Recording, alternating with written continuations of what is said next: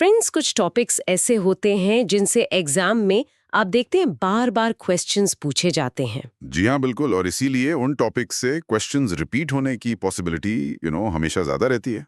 इसी को ध्यान में रखते हुए इस शॉर्ट फॉर्म वीडियो की सीरीज में हम 3 ऐसे इम्पोर्टेंट कॉन्सेप्ट्स कवर करते हैं। अगर आपने हमारे पिछले वीडियोस नहीं देखे हैं तो उन्हें जरूर देखें। So let us begin. पहला कॉन्सेप्ट है supply bills. A supply bill basically एक की डॉक्यूमेंट है पेमेंट क्लेम करने के लिए। ये कब अराइज होता है? जब आप गुड्स और सर्विसेज सप्लाई करते हैं गवर्नमेंट को या पब्लिक सेक्टर अंडरटेकिंग्स को। हाँ, और इस स्कीम के तहत जो सप्लायर या कॉन्ट्रैक्टर है वो कॉन्ट्रैक्ट की टर्म्स एंड कंडीशंस के अनुसार बिल्स सबमिट करते हैं।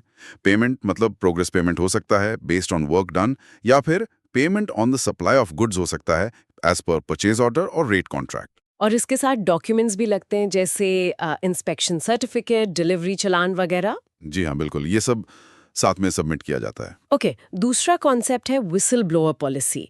ये एक पॉलिसी है जिसके तहत employees, customers, stake holders, NGOs और पब्लिक भी, मतलब कोई भी शिकायतें लॉन्च कर सकते हैं। राइट।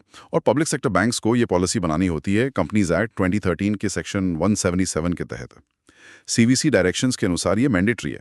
बैंक में जो चीफ विजिलेंस ऑफिसर होते हैं, सीवीओ, वही डेजिग्नेटेड ऑफिसर होते हैं विसल ब्लोअर कंप्लेंट्स हैंडल करने के लिए। अच्छा, और इसमें किस तरह की कंप्लेंट्स कवर होती हैं? इसमें देखिए, करप्शन, मिसयूज ऑफ ऑफिस, कोई क्रिमिनल ऑफेंस हो, फ्रॉड, रेगुलेशंस का नॉन कंप्लायंस, या कोई ऐसा एक्ट जिससे फाइनेंशियल या ऑपरेशनल रिस्क हो बैंक को। या डिपॉजिटर्स या पब्लिक इंटरेस्ट के लिए डेट्रीमेंटल हो। एग्जैक्टली वो सब इसमें कवर होता है। हाँ, पर एक बात ध्यान रखने वाली है कि अनोनिमस कंप्लेंट्स या फॉल्स या फिक्टिशियस नाम वाली कंप्लेंट्स एंटरटेन नहीं की जाएंगी। ठीक है। तीसरा कॉन्सेप्ट है एथिकल डिलेमा।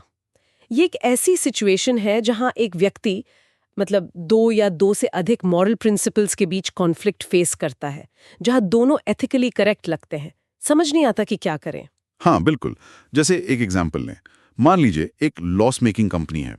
अगर ऑपरेशंस कंटिन्यू रखते हैं तो लॉसेस बढ़ेंगे, और अगर बंद कर देते हैं तो? उसमें काम करने वाले लोग अपनी जॉब्स खो देंगे। अब दोनों ही एक्शंस अपनी अपनी जगह एथिकली जस्टिफाइबल लग सकते हैं। यही है एथिकल डिलेमा। राइट।